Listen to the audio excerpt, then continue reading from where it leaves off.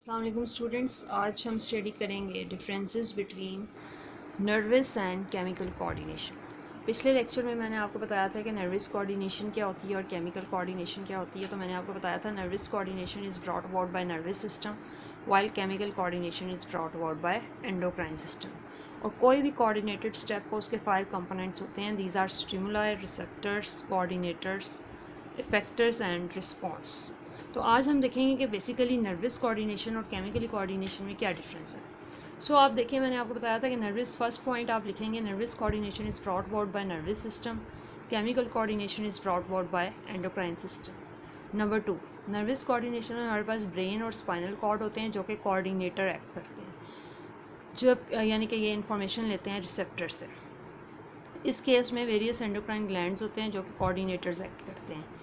Number 3, they receive messages through neurons in the form of nerve impulse, यानी coordinators जो होते हैं वो मैसेज रिसीव करते हैं थ्रू न्यूरॉन्स और नर्व इम्पल्स जनरेट करते हैं। जबकि इस केस में इंफॉर्मेशन जाती है इन the form of various chemicals and send messages bye secreting hormone in blood.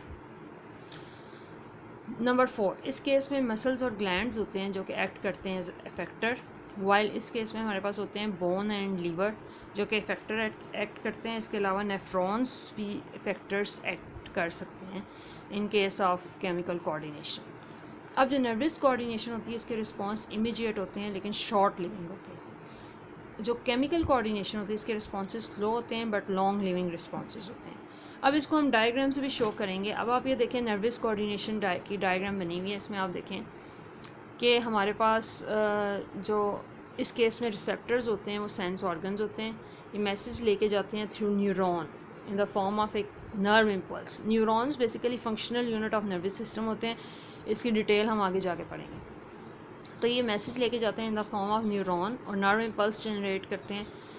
Receptors message लेके जाते हैं टू द कोऑर्डिनेटर जो कि ब्रेन और स्पाइनल कॉर्ड होते हैं। ब्रेन और स्पाइनल कॉर्ड मैसेज लेके जाते हैं to the effectors which are muscles और ग्लैंड्स जो कि पर्टिकुलर रिस्पॉन्स शो करते हैं।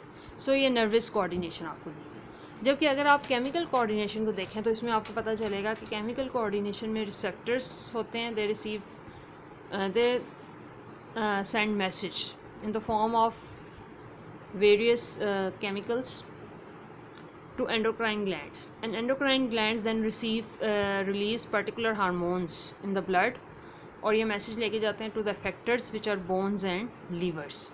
सो अब आपको ये पता होना चाहिए कि स्टिमुलाई, सबसे पहले स्टिमुलस होता है जो कि any change in the environment होता है। इसको डिटेक्ट करते हैं हमारे रिसेप्टर्स और रिसेप्टर्स मैसेज लेके जाते हैं to the coordinators and then to the coordinators send messages to the effectors और इफेक्टर्स जो होते हैं वो फिर पर्टिकुलर रिस्पॉन्स शो करते हैं। सो ये दोनों टाइप की जो कोऑर्डिनेशन होती है, nervous and chemical coordination, this is very very important.